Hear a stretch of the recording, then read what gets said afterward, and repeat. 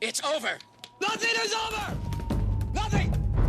Hello and welcome to Wheel of Horror Spring into Action Edition, the podcast where two best friends spin a wheel once a week, it chooses the action movie, and they discuss it. Today we're talking about the 1982 film First Blood, which was directed by Todd Kochev. I'm Alec. I'm Erik, and with us is Peter Getz, also known as P. Diddy the Dog. Welcome to the show, Peter. We're talking Rambo First Blood. Thanks for having me, guys. It's a distinct honor. Yeah, Peter, I've been trying to get you on the show for like a long time, and you're like, I'm not really into horror that much, and like Christmas that much, and I was like, we're gonna get you someday, Peter. And then we showed you the action one, and you said you had never seen this, right? No, I actually did my first watch on Friday. Weirdly, like, there are a lot of action films from this era that have escaped me somehow. Like, I haven't seen RoboCop. I haven't seen Predator. You see I know. Predator, Peter? Funny. I know. I haven't seen Aliens. Aliens? Yeah. Well, you haven't seen Alien and Aliens, or just Aliens? What's the difference? Oh, Peter! Plural. Oh no, that's a sequel. That's a James Cameron sequel. It's Aliens, and then Ridley Scott did Alien. They're both amazing in their own different ways. But yeah, damn. So yeah, you have a big gap of like 80s action movies, Peter. Well, it's good. That's good to get somebody's perspective on stuff that like is completely new to the genre. It's like a drug addict who's like, oh man, I wish I could do my first time again. Like, I wish I could watch Aliens for the first time again.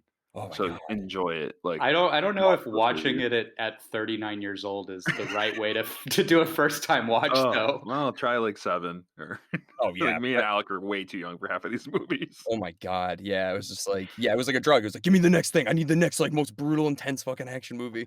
But Peter, you work in the film industry. You're a sound engineer, or what would you call that? I'd say sound mixer. And you've worked on a lot. You've been doing this for like 10 years now?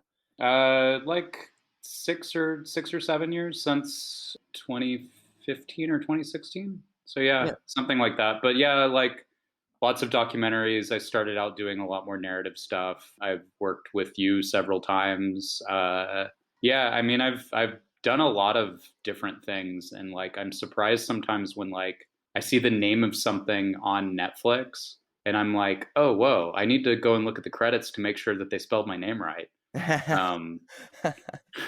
No, it's true. Yeah, Peter, ever since I met you, you've been like a great writer. You started going into acting. I know when like at first you were the sound guy and then you started moving into acting. So you've always, I mean, it seems like you've always had an interest in film and storytelling and that kind of stuff. Yeah, and I mean, I sort of always pictured writers as being like, I don't know, kind of like, sorry if I'm being offensive to other writers out there that don't find themselves to be this way, but like I always thought that they were like kind of like nerdy guys or nerdy girls who like, you know, had, I don't know how to say it, but like they'd been through something and then they just decided like I need to like write about my experiences. Right. And I think just as somewhat of a segue into Rambo and Sylvester Stallone, like it's very well known now, but like I was shocked when I found out that he wrote Rocky. Oh yeah. And that's definitely my bias because like he's so like yeah. But He fought hard to not only write that movie but to direct it and act in it. The studio was like, you're not acting in it. He's like, either you do you want this movie or not. You're gonna get this script only if I act in it, kind of attitude, which I respect so much, because most people that start out in the business don't call the shots. They're like, yeah, take it, yeah, $1 million, here you go, you know. But yeah. And then for him to go into this, I mean, I think that scene at the end is probably the best acting I've ever seen Sylvester Stallone do, when he's like freaking out, you know, when Troutman's there and is like, you know, we got to stop Johnny. And he starts going into talking about the Vietnam War and his friends, and he's yelling at him like, that's literally, I can't think. Car until the wheels fall off, and I can't find your legs. Like, But seriously, like, you're right. He does have like you, and you're right, Peter. You wouldn't expect him to be such like a really great storyteller, writer, director, actor, all these things, and a bodybuilder. I mean, he does it all. But that acting, I was like, God damn, Sylvester Stallone, really? Kind of surprised. I mean, and also throughout the rest of the film, he isn't really doing very much. No. Like acting wise, like it's a lot of stunts mostly. He barely talks. right. And everyone knows Stallone, you know, having that accent. He was born with a form of facial palsy. That's why he kind of has like sort of a drooping face and talks the way he talks. Such a unique actor. Yeah, in that Arnold way. Schwarzenegger too, like, same kinda time period, and it's, like, 2 guys that, like, defied the odds. It's like they've got, like, basically, like, a speech impediment and then, like, a very thick accent, and they The both most, rise. like, thick Austrian accent in the world, like Yeah. I I mean, mean, it's he was perfectly cast for Terminator 2. I mean, for Yeah. Terminator in general, like, both the films, he was perfect. Do oh you my know god. who Arnold was up against for the role of the Terminator in James Cameron's first movie? O.J. Simpson.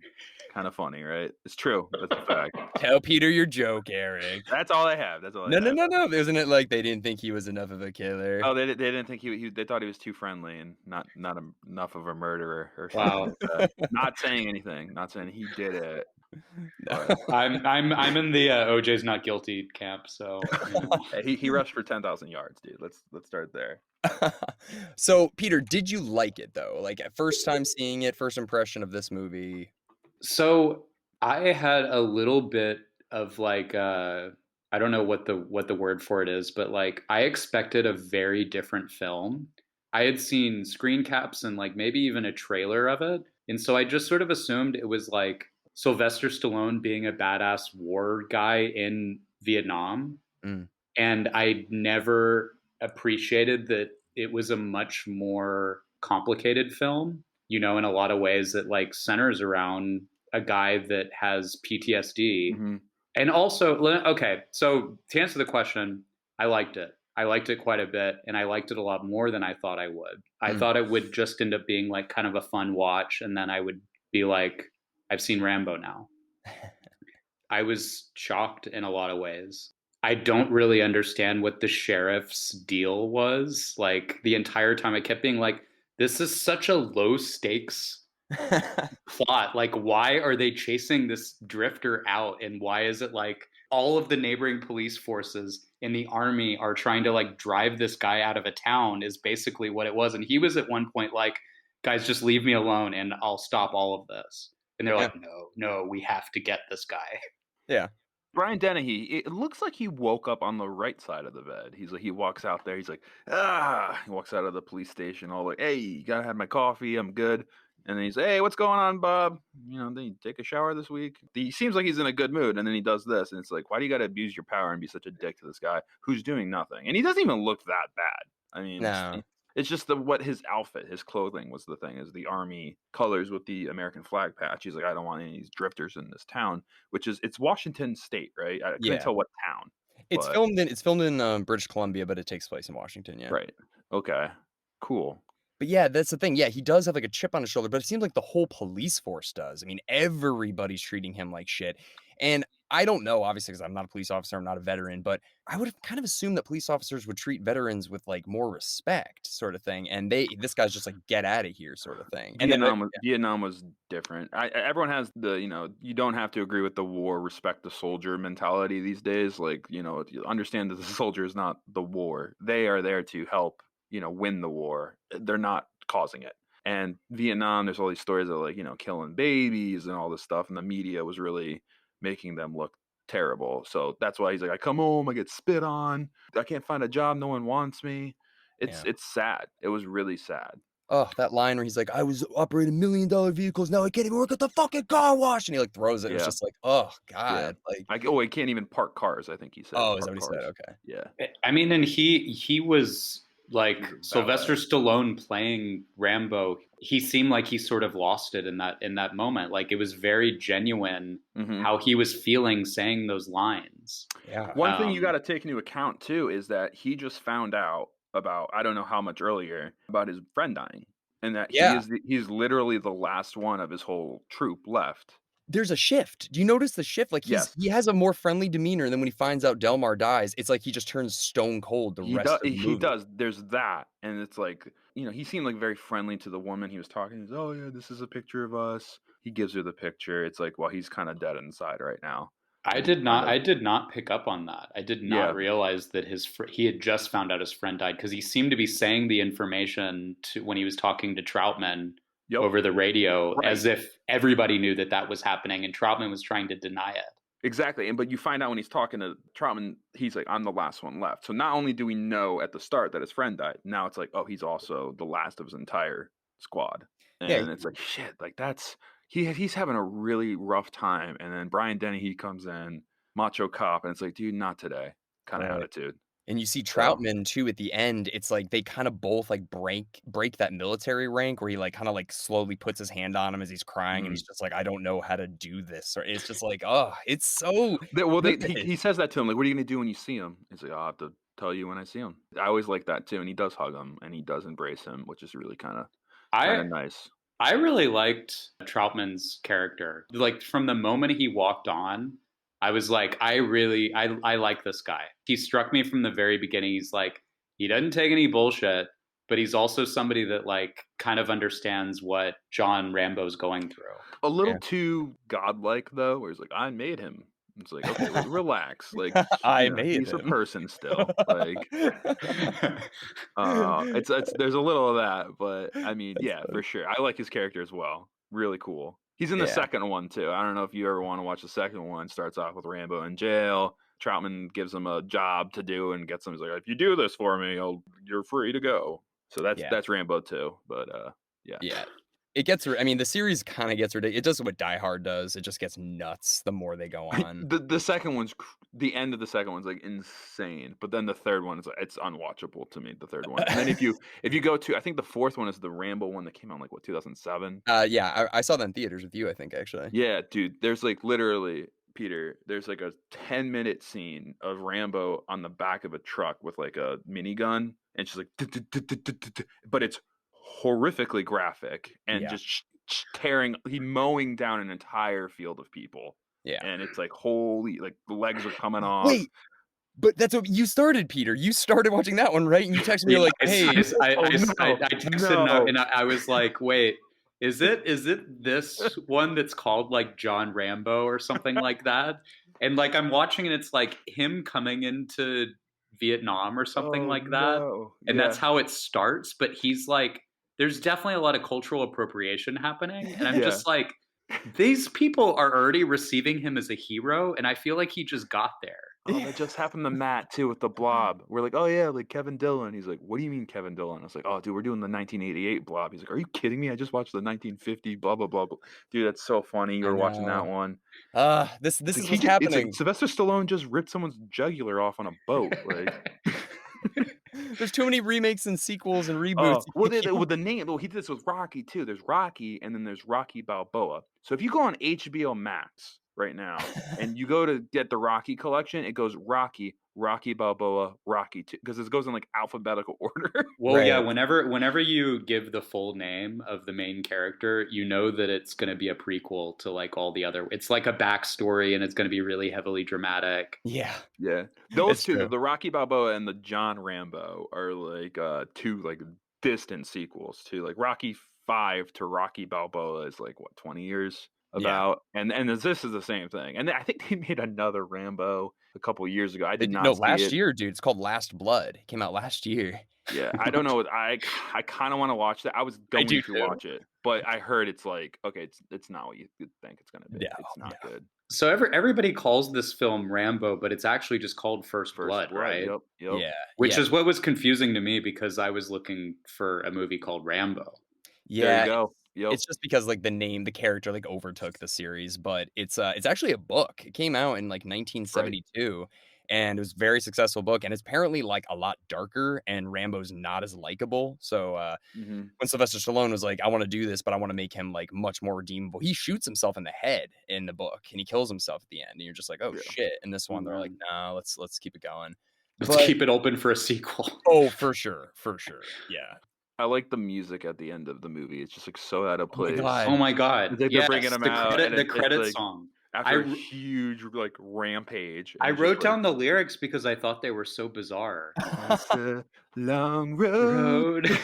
When you're on your own and it hurts when they tear your dreams apart and every new town just seems to bring you down, trying to find peace of mind can break your heart. It's a real war right outside your front door, I tell you. You know what it reminded me of? What's that song by Journey that's like it's like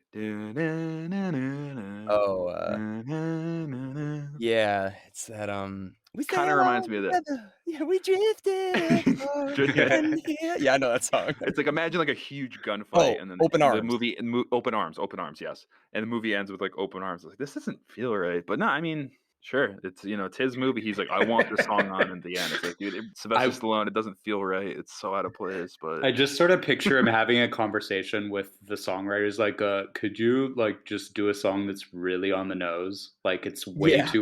way too about the plot. Yeah, seriously, it's like just literally just watch the movie and then just write a song exactly about what you just watched. All right, well, I guess. I don't know if you've seen Rocky 4, but Rocky 4 has like the craziest soundtrack with Survivor doing most of the band that does Eye of the Tiger. It's the Eye of the Tiger, and so they do another one that's called like the what is it called, the Hearts Beating on Heart. Fire. That one's great too. I like that one, the Mm. montage one. But there's another one like when like the plane's landing in Russia. It's like in the burning heart, Yeah. it's about to break. Yeah. There's a quest for fire and a quit. It's like ridiculous. I love that song.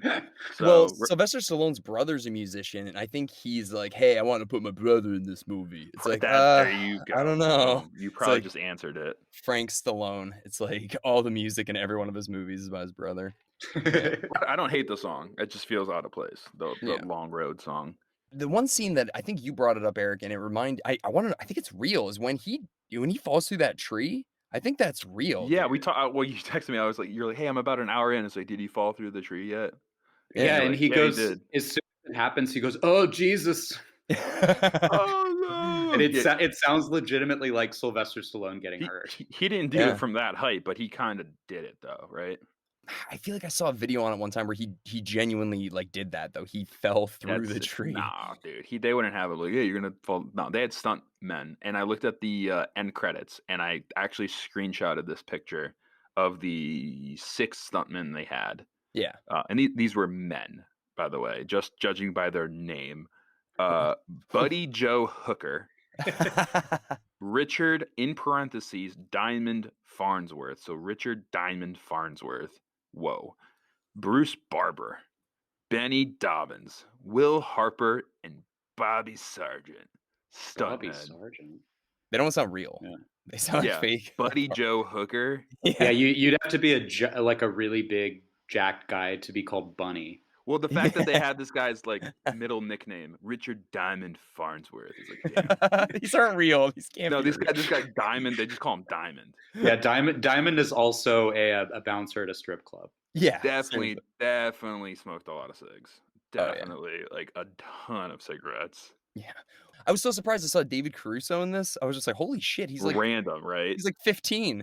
And then Yeah. and the other younger cop, Eric, now that you've been indoctrinated into Twin Peaks, that's Hank from Twin Peaks. Yeah, No, the one who gets the one stuff who- through his legs, or the one who The plays red-haired one? Midge. the red-haired one. Okay, so there's the red-haired one, that's David Caruso, and then there's the other young cop he's like, shut up, and they fight and they're like, bickering the whole time. Dude, that's Oh. Peggy's or not Peggy, Yeah. Norma's boyfriend who's in jail in Twin Peaks. Yeah. Oh, what's his name in right. Twin Peaks? Hank. Hank. Yeah. Yeah. Yeah, he's got the jack and he's like with one-eyed jacks and shit. You seen Twin Peaks, Peter? Yeah, of course. My man. Yeah, my he has the man. card or whatever, the dice or the domino, right? Yeah, Yeah, exactly. Yeah. Domino, But domino. I was like, damn, he looks exactly the same. Like he's always looked like he was like 50. So Yeah, he pulls it off. Yeah. Like 20 years later, he looks the same. yeah. But this honestly, like this feels like the quintessential action movie. It feels like it kicked off like this whole franchise that people spoofed. I mean, remember when Tropic Thunder came out, like they were spoofing the Rambo movies clearly in the beginning with all those like, whatever the hell it's called. But they were spoofing that. And to me, it's like this is action. Like this movie here, straight to the point. Oh well, I mean, I was gonna say, dude, it is paced beautifully, and Yeah. it's like a quick hour and 30 something minutes, right? Hour It 42. felt very dense. It was Yeah. like there's a clear first act and second act. And Yeah. the first act is in the woods, right? The cops get him, and then the second he goes, "Let it go," like with the knife up to Brian Denny in his throat, Yeah. and then it cuts to cop cars coming in, like 200 people surrounding the area, and like a newscaster, like, "Oh, John Rambo, a Vietnam veteran, is in the woods," and it's like, oh, they literally that was the Act 2 start of the movie. Mhm. Yeah. You're right. I love Act 1 part of it. I think that's the best part of the movie. The second part's cool, and obviously the ending with Stallone going off and having his breakdown is I great thought too. they also did such a good job like eking out his trauma in Act 1. Like they didn't make it obvious that that's what he was contending with. He was having Vietnam flashbacks. Yeah, Yeah. but like Literally. but they didn't like Go overboard. they didn't go overboard. It was kind of like, okay, this is reminding him of something. Going back to his friend who just died, he also has that fresh in his mind too. So he's probably his mind's just going nuts. Yeah. There was the one scene where he looks at the bars and it reminds him of Vietnam. What was the other thing that reminded him? Was it getting hosed down or getting about shaved? Oh, to be right. shaved. Yeah, and you're just it was, and then you see it's like it cuts back to him in Vietnam and having his like chest just cut open. Crazy. Yeah, it's fucked up. No, Yeah, Vietnam, dude, people were skinned alive. Like that was a very, very, very, very terrible war. Also, this film brought to my attention that Americans have two ways of saying Nam. They say Nam and they say Nam. Vietnam. And, I say Nam. And what do you say, Alec? I say Nam. Yeah, I mean, but in this movie, they all say Nam. Yeah, I've heard of both. I don't know. Yeah, I wonder why it's like Iraq and Pirates of the Caribbean and Pirates of the Caribbean. Like, yeah, there's a couple things too. Yeah, it's weird. I don't know why people say that. I say Nam. I say Vietnam. I say Vietnam too. What do you say, Peter? Nam. Did I say Nam? Yeah, no, you say Nam. You don't have to lie. You don't have to. Go in I mean, you say Nam. I'm from Texas. I should say Nam, but I say Nam. Oh, wait, Peter. I don't meet a lot of people from Texas that often and ask them this. Just really quick, back to our horror podcast. Growing up, was like Texas Chainsaw Massacre, like, oh, that's scary. Or is that just like, or like nobody talked about it? I don't remember Texas Chainsaw Massacre being a major part of my life. Like I would say that, you know, just growing up in Texas, there are a lot of things that looking back on it now are kind of scary about Texas. But I never really considered that Texas Chainsaw Massacre was like, oh yeah, that's in my backyard. Like that could happen to me. Dude, when I was a kid, I was like, I don't want to go to Texas. I'm scared of Texas. Yeah, the very most, like, don't pick up a hitchhiker in Texas. Yeah, right. I think it was pretty clear what happened there. Don't pick up a hitchhiker in most places. Yeah, or that too. Do you guys have a favorite part of this movie? Two things. I obviously Stallone's ending meltdown he has is the best acting. Like probably, like you said, Alec, in his career that I can think of. Yeah. But I love the cop car chasing Rambo on the dirt bike, and just actually truly picturing Brian Dennehy driving that car. That car jumps like 10 feet in the air. Brian Dennehy's face would be like in the steering wheel. Like he would be dominated by this car. And it flips over, and you just see him like crawl up and start like running up the hill. I was like, "Shut up, Brian Dennehy! You're not doing that." Shut up, Brian Dennehy. Bridgeport's finest, by the way. Bridgeport, Connecticut, the pride of Bridgeport. R.I.P. Passed away in 2020. Love Brian Dennehy. Also in Tommy Boy, plays Chris Farley's dad. Oh yeah, huge fan of the Brian Dennehy boy. That's right. Love him. Well, in regards to the motorcycle chase, like I have never actually felt watching an action film like terrified for the townspeople before, except during this motorcycle chase when like I was actually like looking around and I was like, oh my God, like these poor people that are dealing with this. But that the cars, like when it hits a car, it's not like actually hitting a car. It's like hitting like the frame of a cardboard version of a car, and it just like goes through it like paper. I love car chases like that.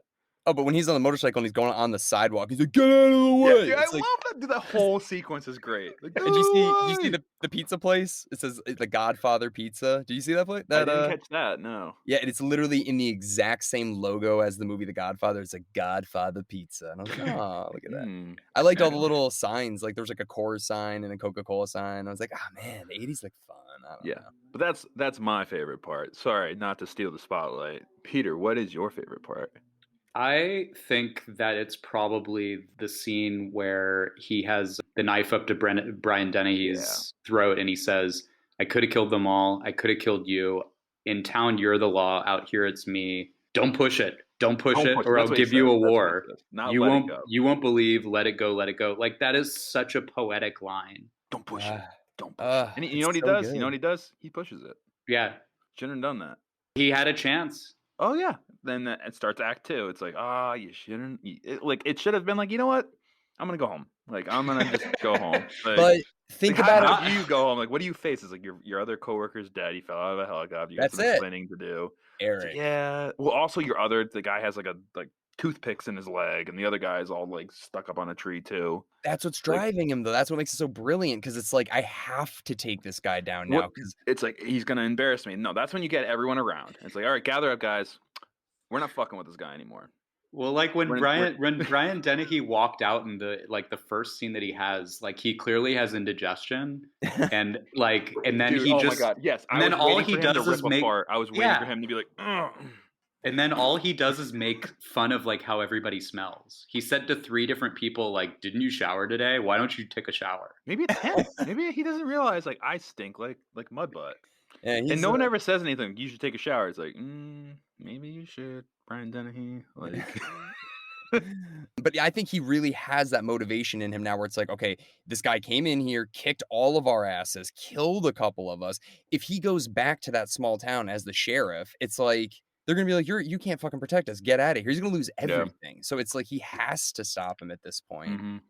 In the beginning, when he's fighting with him in the car, he could have just let him go and whatever. And what would happen is he would have came back into town, probably had some fucking eggs or whatever, and then be like, oh, I'm gonna keep going. Well, that's But- another thing, dude. He says at the beginning of the movie, like, can I get some food? Yeah. Think about that, Yeah. though. So he doesn't eat that morning, or probably hasn't eaten in a while, and he has to deal with all this shit.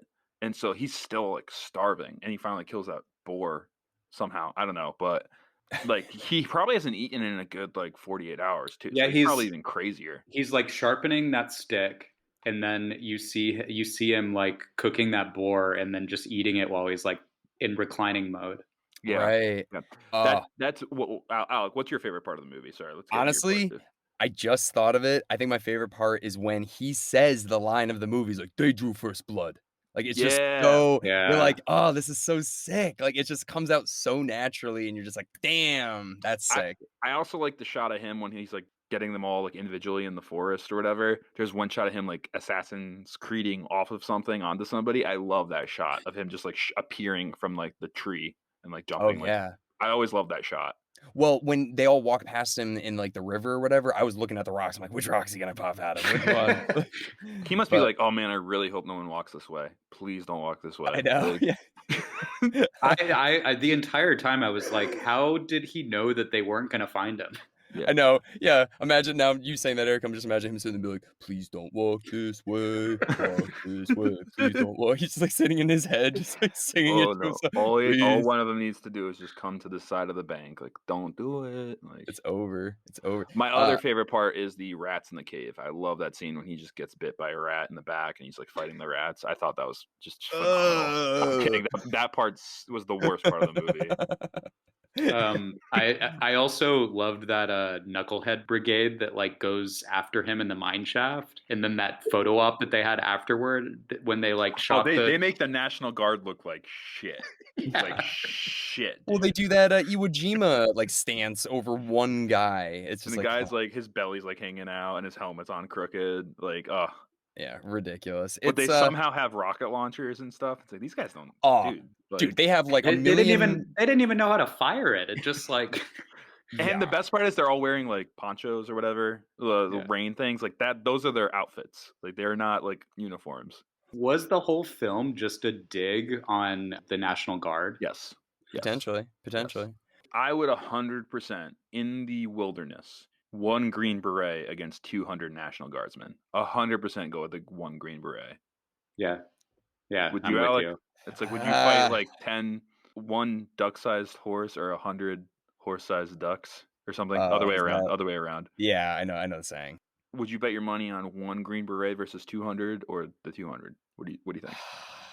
The only reason I say 200 is just because of sheer numbers. I mean, I feel like eventually maybe Rambo would like twist his ankle or something. Oh I don't. God. That's the only thing. There's 200 people all looking for one guy. Like he doesn't have a gun either. He has to get it. Different breed of people. know.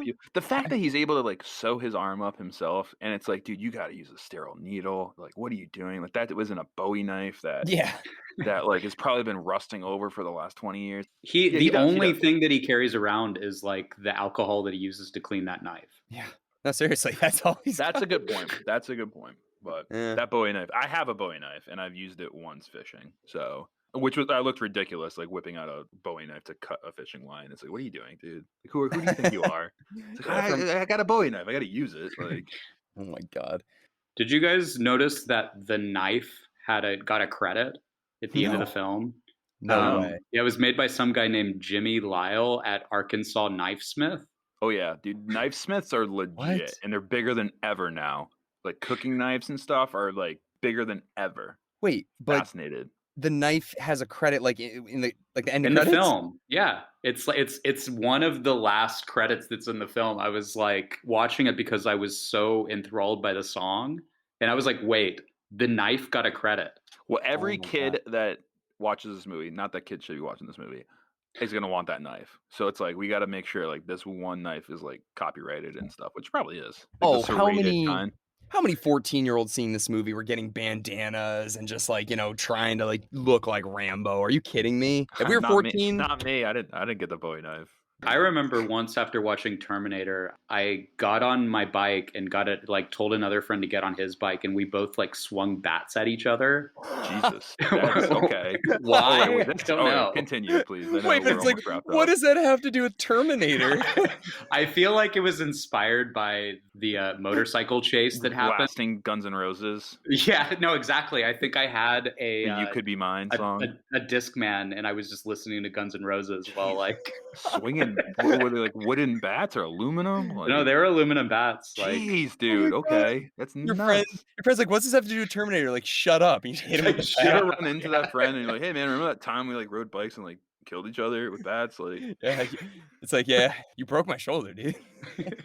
my shoulder's never been the same since then. I know we got to wrap up, but last thing, the theme. I love the theme. I know we ripped on the song at the end, but the theme is so like nice, like guitar and trumpet, and I always like the theme to Rambo. That's the only last thing I want to hit on. Yeah, no, fantastic action movie. If you have not seen this, I can't recommend it highly enough. I mean, Peter, I know this is your first time. Is it in your top kind of action films, or is it like, eh? I think it's up there simply because it talked about like important issues. Also, it wasn't just an action film. Yeah, no, it really does a lot about Vietnam and just what it's like to be a soldier, PTSD, not having people to understand what you've been through. There's so much there, and then a lot of action and great acting. Seriously, It's one of the best, and also I think there's Rocky to Stallone, and there's Rambo, and Rambo is the closest second to Rocky you can get. Like Rambo's amazing. Absolutely. All right, what do you say? Spin the wheel there, Eric. Yes, it's been the wheel. And Peter, thank you, man, so much for coming on. Yeah, of course. Thanks for having me. Peter, good meeting you, man. This was fun. Yeah, good meeting you. Spinning. Sorry. John Wick. I knew it. John Wick. Perfect. Well, another Keanu for the action wheel. We have Billy Bane as our guest. Oh, can't wait. That'll be fun.